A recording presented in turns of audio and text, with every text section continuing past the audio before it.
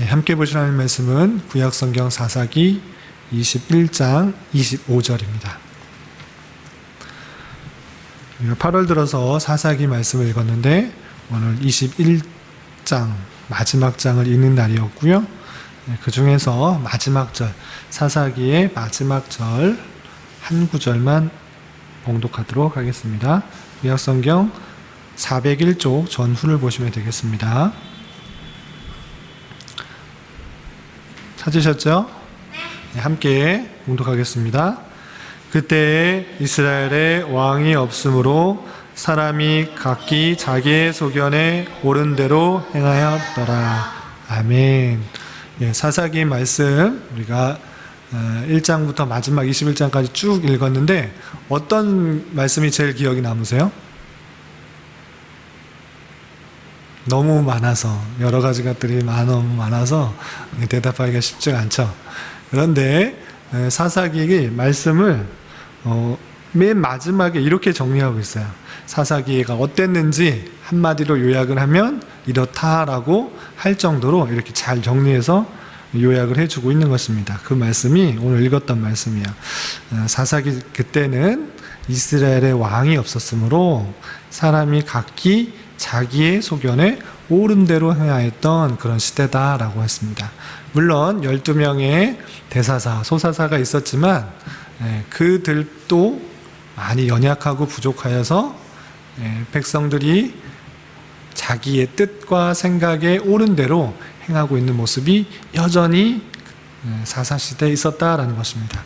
그 대표적인 예들이 사사기 17장부터 21장까지에 자세하게 나와 있습니다. 우리가 1장부터 크게 두 부분을 쫙 나누면 1장부터 16장까지는 사사 12명을 통하여서 이스라엘 백성들을 구원하신 내용들, 그 내용이 나오고요. 17장부터 마지막 21장까지는 사사시대에 이스라엘 백성들이 얼마나 종교적으로 타락했는지, 영적으로 타락했는지, 또 윤리적으로 타락했는지, 성적으로 타락했는지 사건의 예를 보여주면서 이 사사시대에 정말 왕이 없었기 때문에 자기의 소견대로 옳은 대로, 자기의 판단에 옳은 대로 막 하고 있는 그런 모습을 살펴볼 수가 있는 것입니다. 그래서 왕이 없음으로 발생한 일들을 17장에서부터 21장까지를 좀 찾아보면 어떤 일들이 있었는지 좀 살펴보도록 하겠습니다. 우리가 지난 수요 성경 공부 때도 배웠고 또 말씀 읽기를 잘 하신 분이면 아시겠지만 17장에는 미가라는 한 사람이 나옵니다. 미가라는 사람이 무엇을 했을까요? 자기 집에 시온이 엄마가 빌린 돈을 훔친 건 아니고 엄마가 갖고 있는 돈을 훔쳤는데 다시 돌려주었더니 엄마가 고맙다 하고 다시 돈을 주면서 그것을 은을 녹여서 신상을 만들었어요. 하나님을 믿는 사람이 신상을 만들면 돼요? 안 돼요? 안 돼요. 우상숭배예요. 하나님 외에 다른 신을 섬기지 말 뿐만 아니라 하나님이다 생각하면서 어떤 형상을, 아무 형상도 만들지 말도록 않도록 그렇게 말씀해 하셨는데 그것은 전혀 상관없이 내 생각에 신상을 부어놓고 가까이 두면 더 좋을 것 같다 생각이 들어서 신상도 만들고 에봇도 만들고 드라빔도 만들고 하나님을 섬기면서 그것들에 절하면서 그것들을 섬기고 있었던 모습을 살펴볼 수 있습니다. 그뿐만 아니라 이 미가라는 사람이 레위라는 베들레헴에 살았던 레위 사람이 오자 자기 집안에 뭘로 삼았죠? 제사장을 삼았어요. 자기 집안의 제사장을 드릴 수가 있는 거예요? 없는 거예요? 없어요. 그거는 제사장은 한 곳에서 성막에서 제사를 드리는 일을 돕는 것이 그것이 제사장인데 그냥 자기가 신상 만들어 놓고 에봇, 드라빔 만들어 놨으니까 내가 하는 것보다 또는 나의 자녀가 제사를 드리는 것보다 레위 사람이 하는 게 훨씬 더 좋겠다 생각해서 돈 줄 테니 여기서 제사장 노릇해라 이렇게 행하는 그런 모습을 볼 수 있어요. 하나님을 섬긴다고 하면서도 자기 마음대로 자기 뜻대로 자기 생각에 옳은 대로 섬겨나가고 있는 그런 영적인 종교적인 타락의 모습을 볼 수 있는 것입니다. 그리고 또 보면 레위 사람이 19장에 보면 레위 사람이 또 다른 레위 사람이 나오는데, 이건 같은 레위 사람이 아닙니다. 또 다른 레위 사람이 나오는데, 그 레위 사람이 자기 아내 외에 또 베들레헴에서 온 여인을 첩으로 두었어요. 첩이 무슨 뜻인지 아시죠? 자기 아내가 있는데 다른 여자를 또 결혼하려고 하는 것, 그것을 첩이라고 그래요. 남자와 한 남자와 한 여자가 결혼하는 것이 성경에서 주신 결혼 제도입니다. 그런데 이방 사람들은 자신이 돈이 많으면, 자신의 권력이 많으면 자기가 원하는 사람들, 여자들 많이 두르는 그런 풍습들이 있었어요. 우리나라에도 있었을까요? 없었을까요? 네, 우리나라에도 있었어요. 우리나라도 있었어요. 그런데 그런 것은 좋은 것은 아니에요. 성경에서도 그런 이방의 풍습들, 자기의 욕심대로 여자들을 많이 두려고 하는 그런 모습들이 있는데, 그리고 성경에 나오는 이스라엘 백성들도 그렇게 따르는 사람도 있지만 하나님께서 원하시는 바는 아니에요. 그런데 다른 지파의 사람도 아니고 성경의 말씀을 잘 알고 또 하나님께 제사 드리고 예배 드리는 걸 제일 잘 안다고 할 수 있는 어떤 사람? 레위 사람이 첩을 들였어요. 그런데 그 첩은 또 행음해가지고 또 다른 남자를 만나서 자기 원래 레위인을 버리고 또 도망을 갔어요. 이렇게 어떤 사람이 한 남자와 한 여자와 결혼해서 부부관계를 가져야 되는데 자기가 원하는 사람 만나고 또 헤어지고, 그런 것들이 너무나 흔하게 있었던 것을 볼 수 있습니다. 그래서 레위 사람이 자기 집으로 돌아간 그 첩을 데려가려고 갔다가 돌아오는 길에 너무 어두워서 기브아라는 곳에 있었죠. 기브아라는 곳에 머물렀는데, 기브아에 살고 있었던 불량배들이 그 레위 사람을 보자 어떻게 했죠? 그 사람을 당장 내놓아라, 그 사람 데려와라, 내가 그 사람과 관계하겠다, 이렇게 표현했어요. 관계하겠다는 것은 무슨 표현이에요? 네? 알고 있다? 남자가 남자와 성관계를 하겠다라는 표현이야. 얼마나 종교적으로 타락했어요. 소돔과 고모라 때도 천사와 롯이 있었을 때 그 롯을 끌어내면서, 그 천사를 끌어내면서 나가 관계하겠다, 이렇게 동성애적인 타락이 있었던 것처럼 이 기브아에 살고 있던 사람이 얼마나 타락했으면 낯선 사람이 왔을 때 저 사람 특이하게 생겼네, 저 사람 동성애를 해야겠다, 남자가 남자를 보고 성관계를 하겠다, 이렇게 말할 정도로 정말 타락을 했어요. 그러고 겨우 그것을 말려고 그 레위 사람은 자신이 공격당하지 않기 위해서 누구를 내주었었죠? 자신의 첩을 내어줬어요. 그래서 기브아의 불량배들은 레위인의 첩을 윤간하고 괴롭히고 욕보이게 함으로 말미암아 그 첩이 죽게 되었어요. 이만큼 아무나 보고 이렇게 관계를 가지려고 하는 성적 타락이 너무나 많이 있었던 것이에요. 그러면 사람이 죽었을 때, 자기 첩이 죽었을 때, 자기 아내와 같은 사람인데 죽었을 때 그 시체를, 자기 아내를 지켜주지 못한 것에 대한 부끄러움과 안타까움이 있어야 되는데, 이 레위 사람은 어떻게 했죠? 그 시신을 잘 안장한 것이 아니라 조각을 내서 12지파에 그냥 보내버렸어요. 아니, 베냐민에 있는 이 기브아의 사람들이 얼마나 타락했는지 와서 보십시오 라고 하면서 그 시신을 잘 보존한 것이 아니라 아내의 시신을 조각내서 각 지파에 보내는 것을 볼 수 있습니다. 그만큼 윤리적으로도 얼마나 타락했는지 볼 수 있는 것입니다. 그러자 그 조각난 시신을 보고 베냐민 지파의 기브아의 불량배들이 얼마나 나쁜지를 보고 이스라엘 전체 사람들이 다 지파가 몰려와서 이 베냐민 지파에 그 기브아의 불량배를 내놓으라고 했어요. 그런데 그 베냐민 지파의 사람들이 기브아의 불량배들을 내놓았을까요? 안 내놓았을까요? 안 내놓았어요. 그건 자기가 잘못했다고, 그것은 잘못된 일이라고 충분히 시인하면 그냥 없어질 일이고 그 불량배들만 없애으면 됐는데, 베냐민 지파의 사람이 얼마나 그것이 당연하게 생각하고 나쁜 것이라 생각하지 않았다고 하면 그 불량배를 내어놓지 않고 오히려 그 수많은 이스라엘 백성들이 모여왔을 때 그들과 전쟁을 하려고 했어요. 40만 대, 그때 미스바에 모여온 군대가 40만 명 정도 됐어요. 그리고 베냐민 지파의 사람들은 약 2만 6천 명밖에 되지 않았어요. 비교가 되지도 않게 차이가 났는데, 이스라엘 백성이 그 베냐민 지파를 쳤을 때 바로 이기지 못했어요. 첫째 날도 지고 둘째 날도 지고 하나님 앞에 자신들의 잘못들을 회개하며 번제를 드리고 우리가 쳐야 됩니까 말아야 됩니까 기도하면서 하나님께 응답을 받아서 이제 다시 한번 치면 내가 너에게 승리를 주겠다, 이런 응답을 받고 쳐서 이제 크게 승리를 하였습니다. 근데 이제 이스라엘 백성들이 두 번 졌다가 다시 마지막으로 베냐민을 쳐서 그런지 베냐민의 사람들을 거의 다 죽여버렸어요. 그래서 몇백 명밖에 남지 않았을까요? 약 2만 5천 명이 죽어버리고 600명 정도밖에 남지 않았어요. 남자만 600명이 겨우 살아서 광야로 도망가게 된 거예요. 그렇게 되고 나 보니까 이스라엘 백성들은 너무나 슬펐어요.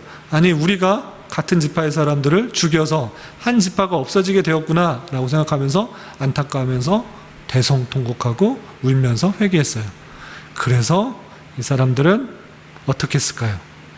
베냐민 지파의 자손들이 계속적으로 이어지게 하기 위해서 미스바에 모여서 전쟁을 하러 갈 때 참여하지 않은 그 사람들 찾아가서 다 죽이고 남자를 알지 못하는 처녀를 데리고 와서 결혼을 시켰어요. 400명을 데리고 와서 결혼을 시켰어요. 그런데 아직도 200명이라는 남자들이 결혼을 못해서 아이를 낳지 못했기 때문에 이 사람들은 또 생각을 했어요. 우리 지파 사람들은 베냐민 지파 사람과 결단코 결혼시키지 않겠다고 맹세했지만, 우리는 그렇게 결단했지만 베냐민 지파의 사람이 그냥 우리 지파의 딸을 데려가면 우리는 약속을 지킨 것이다, 하나님 앞에 맹세한 것을 지킨 거다 생각을 해서 여호와의 절기 때 처녀들이 춤을 추고 무도하고 이렇게 즐기고 있을 때 베냐민의 200명의 사람들이 그 처녀들, 마음에 드는 처녀를 데리고 가서 결혼을 해서 그 베냐민 지파가 살아갈 수 있도록 그렇게 했던 내용들이 나오게 됩니다. 그러면서 정말 하나님께 묻고 또는 하나님의 다스림을 받으려는 것이 아니라 자기의 생각대로 판단하고 결정하고 모든 것을 다 처리한 후에 하나님께 한번 물어보고 하나님의 뜻이 어떤지 생각해보는 그런 모습이 너무나 많이 있었어요. 그래서 하나님을 믿는 신앙도 어그러지고 또 결혼 관계도 어그러지고 윤리적인 모습도 다 어그러지고, 그래서 왕이 없었으므로 온전히 다스려지지 않음으로 말미암아 사사시대는 자기 생각에 옳은 대로만 행하는 그런 무정부 상태와 같은 모습들이 너무 많이 있었던 것입니다. 이런 모습들을 알자 이스라엘 백성들은 무엇을 요구했을까요? 킹, 왕을 요구했어요. 그래서 사무엘상 8장 5절에 보면 다른 나라들처럼 우리 힘 있는 왕 좀 있게 해주십시오. 힘 있는 왕이 있다고 하면 그 왕을 따라서 전쟁을 할 수가 있고 또 이겨나갈 수가 있습니다. 그런데 우리는 왕이 없으니까 맨날 이렇게 옆 나라로부터 침입을 받고 공격을 받고 겨우겨우 살아가지 않습니까? 이렇게 여쭙던 것입니다. 그리고 사무엘상 8장 19절 20절을 봐도 하나님을 섬기려고 하는 것보다 우리에게도 왕이 있어야 하리니 우리도 다른 나라들 같이 되어 우리의 왕이 우리를 다스리며 우리 앞에 나가서 우리의 싸움을 싸워야 할 것입니다. 이렇게 말하면서 계속적으로 이스라엘 백성들이 누구를 요구했다? 왕을 요구했어요. 그런데 그들이 요구했던 왕, 그럼 어떤 사람이 왕이 되어야지 그들이 만족할 수 있는 왕이 될 수 있을까요? 여러 사람, 성경에 아주 유명한 인물들이 많이 나옵니다. 가까이만 봐도 우리 뛰어난 리더십을 가지고 많은 기적과 능력들을 보여주었던 그런 모세, 출애굽할 때도 10가지 재앙, 그리고 광야에서도 수많은 이적들을 하고 있었는데 그 사람이 왕이 되면 이스라엘 백성들이 만족할 수 있을까요? 네, 만족할 수도 있겠지만 그도 마찬가지로 죄가 있을까요? 없을까요? 죄가 있어요. 그래서 하나님께서 그 모세를 강하게 쓰셨고 능력을 많이 주셨지만 가나안 땅에 들어갈 수 있었다 없었다? 없었어요. 광야에서 잘못을 저질렀기 때문에 너는 하나님의 영광을 드러내지 못했기 때문에 가나안 땅에 들어갈 수가 없다, 이렇게 말씀을 했어요. 들어가고 싶다고 간절히 애원했지만 안 된다, 이렇게 말을 했어요. 그리고 모세를 이어서 큰 지도력을 발휘했던 여호수아, 가나안 정복 전쟁에서 가장 선두에 서서 수많은 전쟁에서 승리를 이끌었어요. 여호수아가 우리가 왕이 되면 우리는 전쟁에서 늘 승리할 수 있겠다, 옆 나라가 공격할 수 없겠다, 그렇게 생각할 수도 있어서 여호수아를 왕을 세웠다. 그러면 그들이 만족할 수 있었을까요? 잠시는 만족할 수 있었을지는 모르지만 여호수아도 여전히 부족한 것이 있었어요. 왜? 모든 전쟁에서 승리했지만 하나님께서 말씀하신 그 모든 수업을 그 스스로가 다 감당할 수가 없었어요. 그래서 여전히 그 땅에 다른 민족들이 살 수가 있었고, 전쟁은 잘했지만 후계자를 잘 세웠을까요? 못 세웠을까요? 못 세웠어요. 모세를 이어서 여호수아 같이 걸출한 지도자가 세움으로 말미암아 이스라엘 백성들이 하나로 모아서 전쟁을 잘 감당했는데, 여호수아는 전쟁은 잘 감당했지만 그 뒤를 이어서 이스라엘 백성들을 이끌어 나갈 그런 인물을 세우지 못했어요. 그래서 그가 죽자 각 지파에서 그냥 흩어져서 자기네끼리 알아서 살다가 많은 어려움과 고난을 당했던 것입니다. 그래서 여호수아도 여전히 부족함이 있다라는 것입니다. 그리고 여호수아를 뒤를 이어서 수많은 사사, 12명 정도의 사사가 나라를 다스렸습니다. 그러면 그 사사 중에 제일 여러분들 마음에 드는 사사는 누구예요? 삼손? 네, 삼손. 삼손이 아주 제일 길게 나옵니다. 가장 힘이 세고 능력이 많고 많은 사람들을 죽였어요. 많은 사람들을 죽임으로 말미암아 이스라엘 백성들을 구원해냈어요. 그런데 그가 완벽해요? 완벽하잖아요. 하나님께서 주신 능력이 있는데, 재능이 있고 은사가 있는데 그 힘을 자신의 정욕대로, 자신의 욕심대로 사용하다 보니까 수많은 여자들을 만났어요. 드릴라, 가사 여인, 또 딥나의 여인.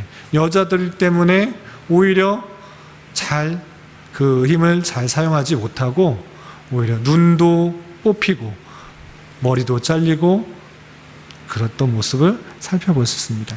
지혜가 부족하고 감정에 따라 행함으로 말미암아 힘이 센 삼손도 자기의 은사들을 잘 활용하지 못한 것을 볼 수 있습니다. 그렇다면 그 위에 나타나는 사울 왕이나 다윗 왕이나 솔로몬 왕, 아주 유명하고 훌륭한 왕들이긴 하지만 그들은 왕이 되면 이스라엘 백성들이 다 만족할 수 있었을까요? 아닙니다. 그들도 마찬가지로 죄 많은 인간일 뿐이며 실망을 끼칠 수밖에 없다라는 사실들을 그 성경을 통해서 계속 보여주는 거야. 너희들이 왕을 요구한다고? 그래, 사울 왕 세워봐라, 다윗 왕 세워봐라, 솔로몬 왕 세워봐라. 지혜도 많고 능력도 많고 전쟁도 잘하고 외적으로 봤을 때 멋있는 왕이지. 그렇지만 너희들이 할 수 있는 것은 그들로 말미암아 더 어려움을 받을 수밖에 없다라는 것들을 알려주는 것이에요. 다윗도 아주 훌륭했습니다. 하나님의 주권을 맡기고 또 나를 공격하는 사람을 함부로 해치지 않았어요. 기름 부음을 받은 사람을 내가 함부로 죽일 수 없습니다, 이렇게 잘했던 왕이었습니다. 그렇지만 그도 우리아의 아들 밧세바를 범하기도 하고 인구 조사를 하는 등 죄를 범해서 많은 백성들이 피해를 받게 되는 것을 볼 수 있어요. 이것을 통해서 우리 성경은 무엇을 알려주는 것이냐면, 잘 들으세요. 인간 왕은 완벽하다, 완벽하지 않다? 완벽하지 않다라는 것을 보여주는 거예요. 내 눈으로 보이는 왕은 아무리 세어봤자 부족하고 연약하고 완전할 수가 없다. 그로부터 온전한 통치를 기대할 수 없다라는 것들을 알려주는 거예요. 그럼 우리의 참된 왕은 누구시다?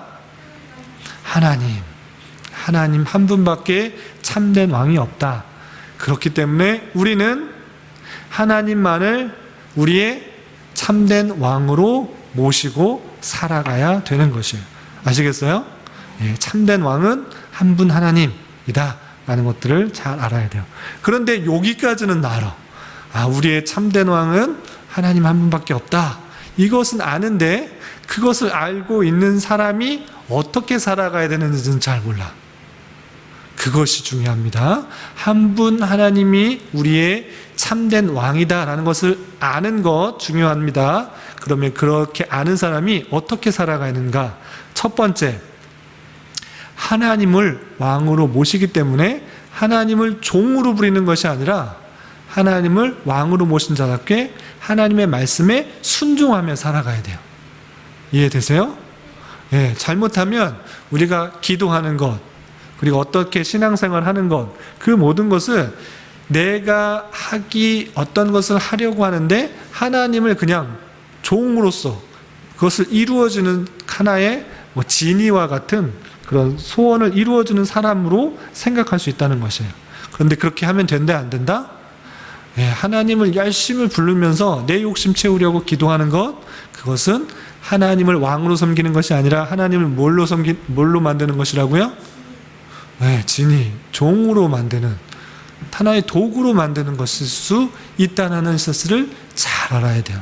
그래서 우리는 기도할 때 내 욕심을 이루기 위해서 하나님을 부르는 것이 아니라 하나님의 뜻을 이루기 위해서, 하나님의 명령을 이루기 위해서 기도를 하는 거예요. 아시겠어요?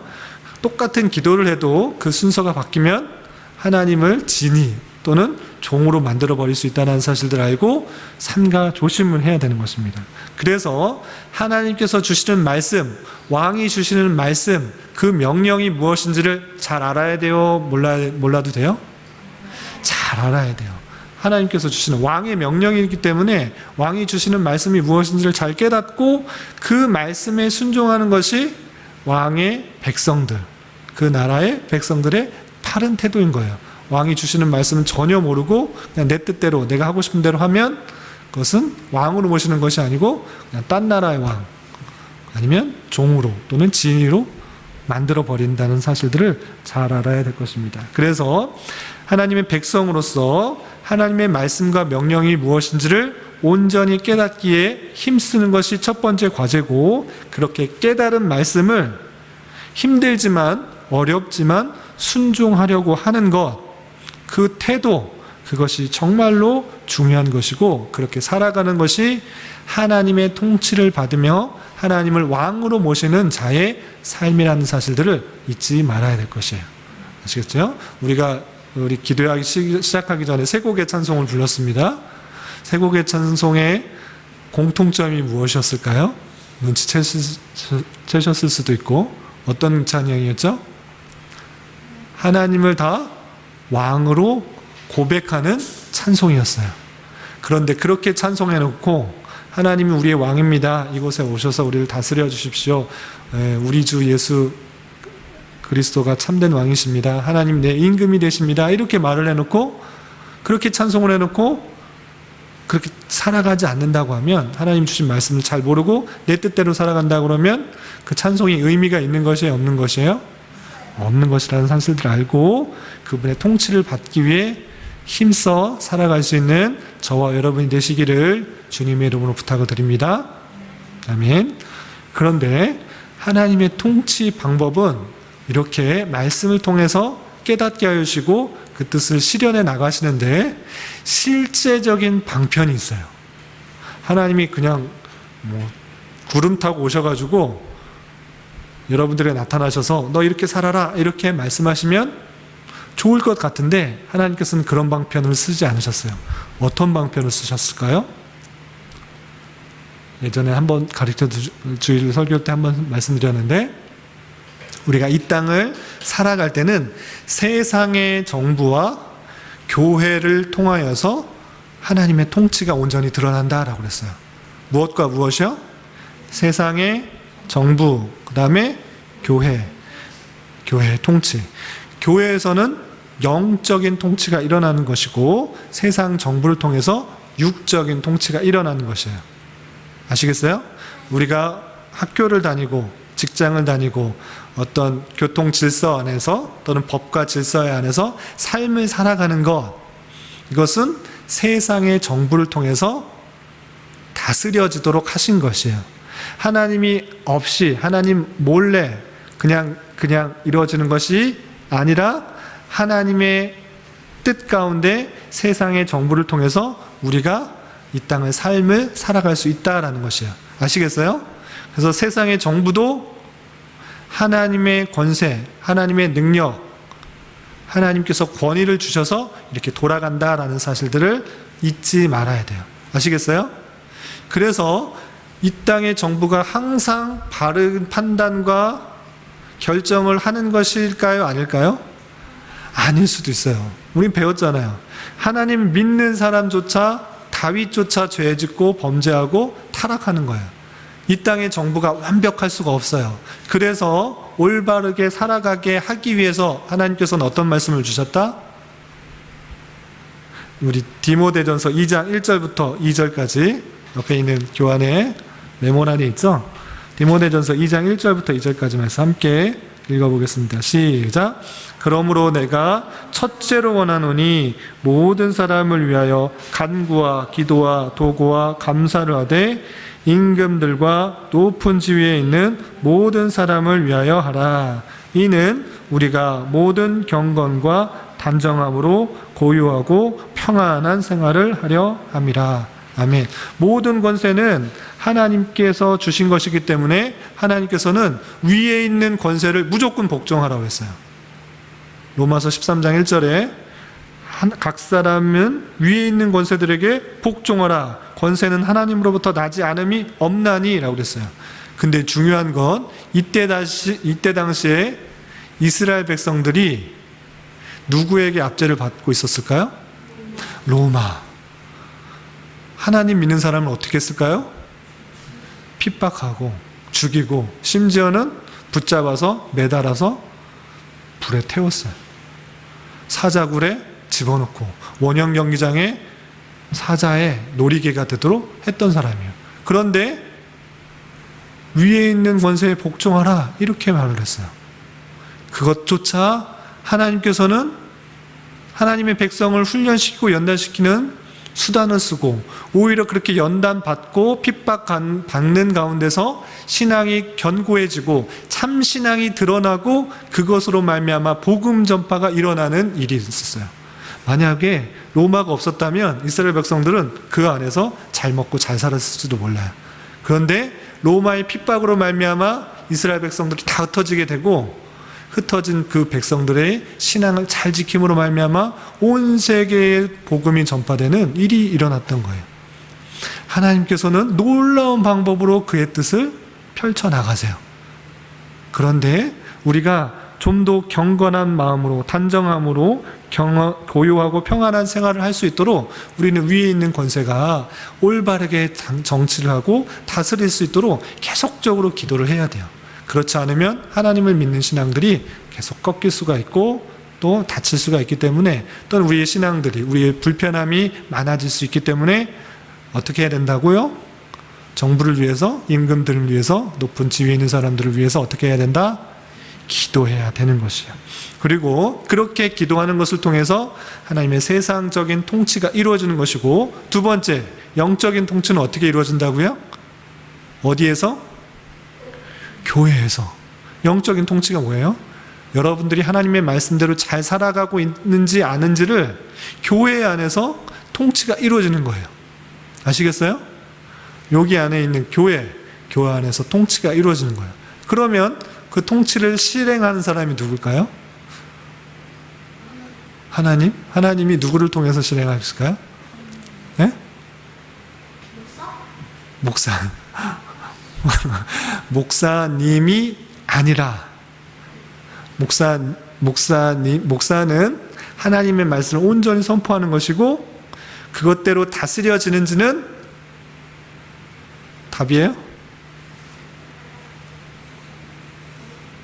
이거 중요합니다.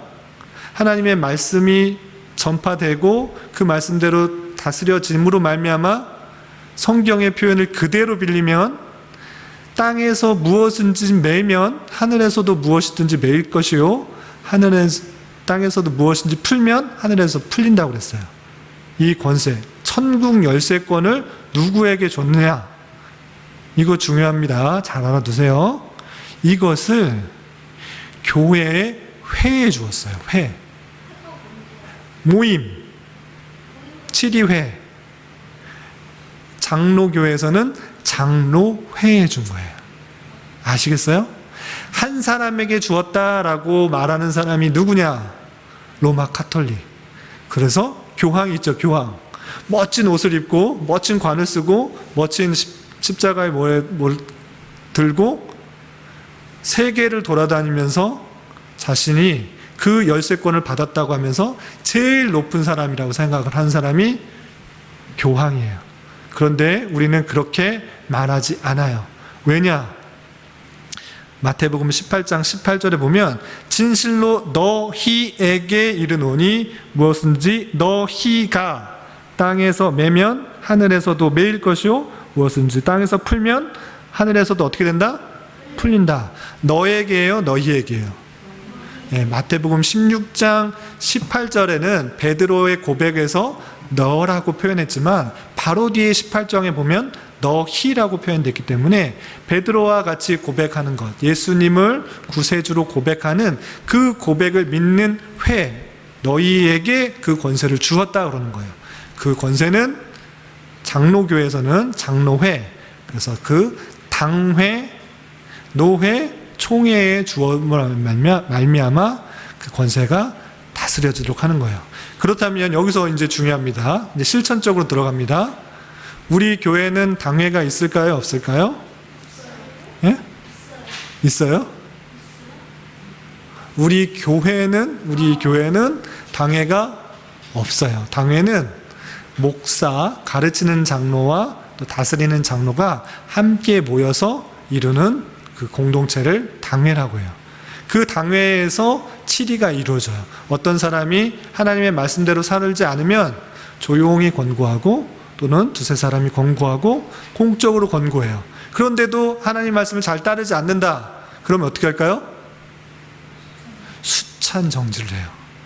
막 매 때리는 것이 아니고 돈 벌금 물리는 것이 아니고 그냥 수찬 정지해버려요. 그건 무슨 뜻이에요? 하나님과 함께 영적으로 교제할 수가 없다. 하나님의 백성으로 함께 교제할 수가 없다라는 그런 영적인 벌을 주는 거예요. 그것이 큰 권징이에요. 그리고 수찬 정지했는데도 그 죄를 돌이키지 않는다. 그럼 어떻게 할까요? 출교를 해요. 출교하는 것을 통해서 하나님의 백성, 하나님의 교회 안에 있는 사람으로 여기지 않아요. 그렇게 영적으로 다스림을 말미암아 하나님의 회, 하나님의 교회에 들어올 수 없도록 하는 것이 치리회고 권징이에요. 그렇기 때문에 우리 교회가 하나님의 말씀을 잘 전하는 데서 그치는 것이 아니라 하나님의 통치가 온전히 드러나려면 어떻게 된다고요? 당회가 구성이 돼요. 근데 당회가 구성되려면 장로님이 있어야 되는데 장로님이 계시려면 성도수가 많아야 돼요. 성도수가 많이 있어야지 그 안에서 선출이 될 수가 있으니까 우리가 그런 온전한 교회의 모습이 될 수 있도록 열심히 기도하고 이 교회를 통하여서 하나님의 통치가 드러나야 돼요? 드러나지 말아야 돼요? 드러나야 돼요. 그러니까 우리 교회가 그런 교회가 될 수 있도록 하나님의 영적인 통치가 온전히 드러나게 해달라고 기도해야 돼요. 그러지 않으면 교회가 온전한 다스림이 없는 거예요. 하나님의 다스림이 없는 거예요. 제가 아무리 이렇게 말을 해도 성도님들이 뭐 어떻게 돼도 제가 함부로 치리할 수 없어요. 치리하면 안 돼요. 그것은 온전한 모습이 아니에요. 그럼 목사도 완전한 사람이 아니기 때문에 성도들을 상처를 줄 수가 있고 잘못된 판단할 수가 있는 거예요. 그래서 당회를 통하여서 하나님의 뜻이 온전히 판단되고 결정될 수 있도록, 그리고 온 성도들이 고백하는 것은 당회의 결정은 비록 부족하고 연약한 것일지라도 하나님의 통치가 일어나는 것이다 라고 고백되어지는 그런 교회가 되어야 되는 거예요. 아시겠죠? 장로교회는 장로회 안에서 하나님의 통치가 나타나는 것이다 라고 고백하는 것입니다. 아시겠죠? 그렇기 때문에 우리가 왕으로 하나님을 모신다 라고 했을 때 세상적인 통치와 또 영적인 통치를 잘 받아들여서 이 땅을 살아가야 되는 것입니다. 그런데 세상을 볼 때 아직 어려서 잘 모르겠지만 이 땅의 정부를 봐도, 우리 교회의 모습을 봐도 여전히 연약하고 부족한 것들이 많이 있습니다. 그렇기 때문에 우리는 어떻게 해야 된다? 온전한 통치가 이루어지게 해달라고 기도를 열심히 해야 될 것입니다. 이렇게 하나님 앞에 참된 왕을 모신 자로서 이 땅에 참된 왕의 다스림이 있게 되기를 열심히 기도할 수 있는 저와 여러분이 되시기를 주님의 이름으로 부탁을 드리겠습니다. 기도하겠습니다. 하나님 아버지 감사합니다. 오늘 말씀을 통해서 사사시대에 왕이 없음으로 말미암아 자기 소견에 옳은 대로만 행하는 이스라엘 백성들의 모습을 살펴보았습니다. 우리 또한 이 땅에서 삶을 살아갈 때에 하나님께서 주시는 말씀은 뒤로 한 채 나의 뜻과 방법으로 살아가려고 하는 모습은 있지 않은지 되돌아보게 하여 주시고, 오직 하나님만을 나의 왕으로 모시고 그분의 통치에 따라 온전한 삶을 살아갈 수 있는 자 되게 하여 주시옵소서. 이 시간 계속해서 우리에게 주어진 기도 제목을 가지고 주님의 뜻을 구하며 나갑니다. 믿음으로 간구하는 시간 되게 하여 주시옵소서. 예수님의 이름으로 기도드리옵나이다. 아멘.